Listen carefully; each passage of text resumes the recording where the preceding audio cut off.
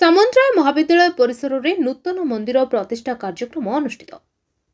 गणियारे थिबा सामंतराय महाविद्यालय परिसर में प्रभु गजानन एवं विद्यादात्री मां सरस्वती नूतन विग्रह एवं मंदिर प्रतिष्ठा कार्यक्रम अनुष्ठित हो जाइछे। स्थानीय जलाशय कलसी जल आनी घट स्थापन करा घंट घंटा खोलताल कॉलेज परिसर में एक आध्यात्मिक परिवेश सृष्टि होता। जलाशय एक विशाल शोभायात्रा हरि बोल हुलहुली पकाई जल आनी मंदिर में पहुंची महाविद्यालय कर्मकर्ता। दिन सारा महाविद्यालय परिसर में विभिन्न सांस्कृतिक कार्यक्रम अनुष्ठित होता।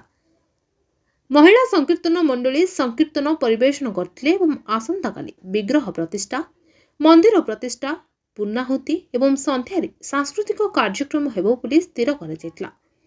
2 दिन धरी भक्त मानक पई प्रसाद सेवनर बंदोबस्त मध्य करा जायतिला। महाविद्यालय अध्यक्ष मलय कुमार पंडा, महाविद्यालय संपादक एल्डार्ट काइंडसेथ, उपाध्यक्ष उमाकांत बेहरा प्रमुख यह कार्यक्रम को परिचालन करथिबा बेले महाविद्यालय समस्त कर्मचारी सहयोग करथिले।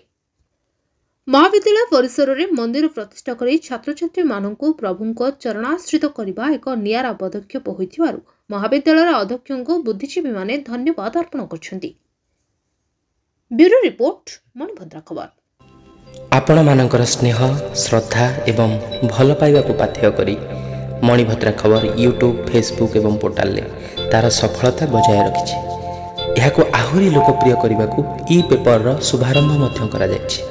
आमको यही भली प्रेरणा एवं सहयोग जोगाइबा सहित लाइक शेयर एवं सब्सक्राइब करंतु। मणिभद्रा खबर संपर्क जनतार।